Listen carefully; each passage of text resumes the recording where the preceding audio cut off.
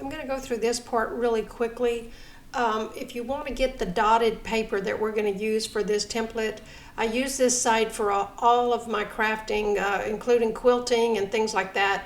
So I've showed this in several different videos, but if you'll go to incompetech.com and click on graph paper, you'll get all kinds of choices. You can explore the site to see what's available. We're going to use the grid dots for today. And you can choose the size of your dots. You can choose the color of your dots. I like the black. You can change it to dots per inch if you want it 1/8 inch spacing, which is going to be pretty close to the 3 millimeter. You can choose 8 dots per inch. I just want to caution that the more dots you put in here, the longer it's going to take to download it. So an 1/8 inch is a good size, or maybe even a little bit larger than that, but I'm going to choose dots per centimeter, and I'm going to choose 3.33. If you choose 10 dots, that's 1 millimeter spacing. So that's how I came up with this number, and it's going to be close to 3 millimeters by choosing this setting here. And I'm going to click on download PDF. I've got all my settings just the way I want it to print out. And once I click on that, you'll see up here at the on the tab, it's got this little circle thing going around, and the more dots you choose, the longer it takes to download, depending on your internet and the size that you choose here. So I'm going to pause the video for a second, and then we'll come right back. All right, I have my downloads set or my settings so that it always asks me where I want to save my project or the download. But if yours is not, I'm going to try to move this over a little bit. If yours is not set that way, it may go directly to your download folder, but you can always go into your browser. I'm using Windows, so this is Microsoft Edge. You can click on this little download arrow and it'll show you all your downloads that you've done. So you can find what folder it's in. For instance, this other one that I downloaded here, if you clicked on that, it would open the folder where it went, so you don't have to go searching for it. I'm not going to save this today because I've already done it. I'm just going to click on that X. But again, if I wanted to pull up some of these other downloads that I have, I can just open the folder or go straight to my download folder. So once you've done that, print it up, and we'll get ready to do the petals that I'm going to show today.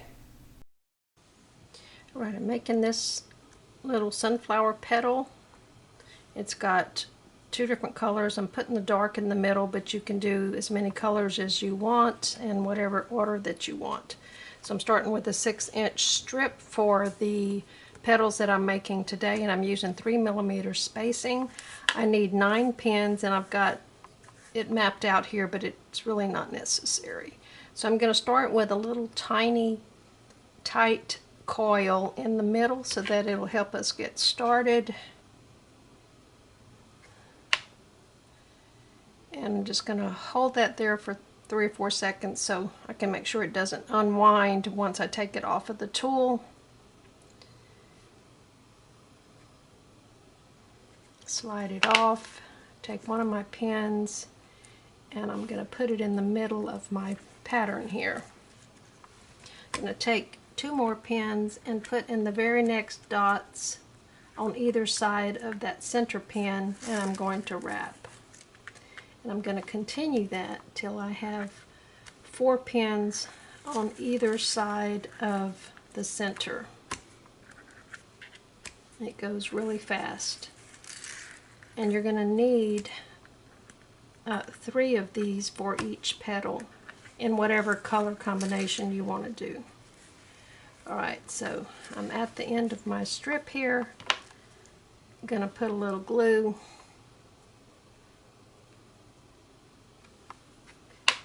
And then just glue that down. Wherever it lands, doesn't matter.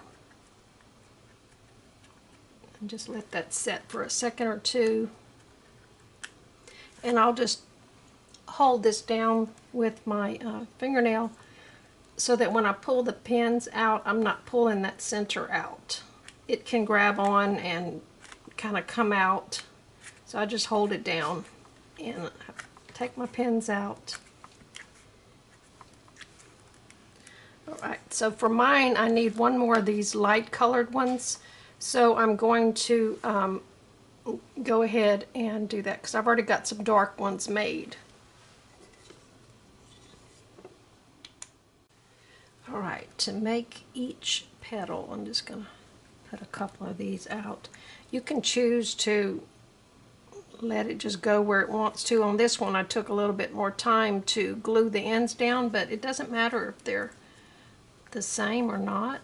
But I kind of like that one right there, but that happened by accident. So I'm going to take two light colored ones and one dark one, and I like to put them where they unwind in the same direction. It really doesn't matter, whatever you want to do.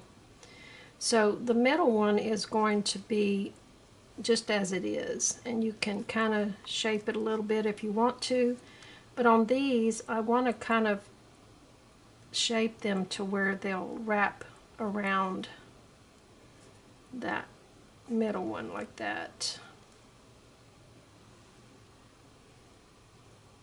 And I'm just pinching the ends and pushing with my thumb. And you can fiddle with it as much as you want to, but I just like to let it just do what it wants to do. So I'm going to take one of them and put a little glue along the edge.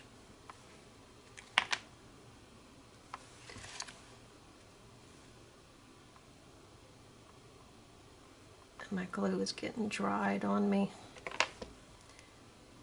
Put some fresh glue down. And then I'm going to take my dark colored one and just kind of squish them together.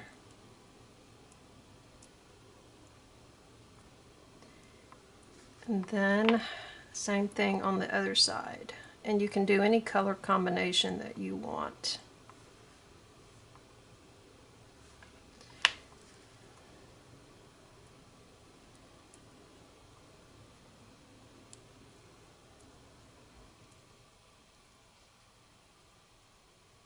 Just going to hold that there for a couple of seconds.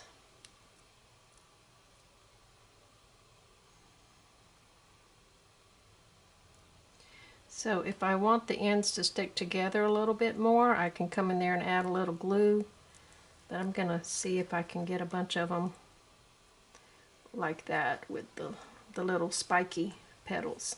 So make as many petals as you need for your flower, and that's all there is to making what I'm going to make a sunflower with these.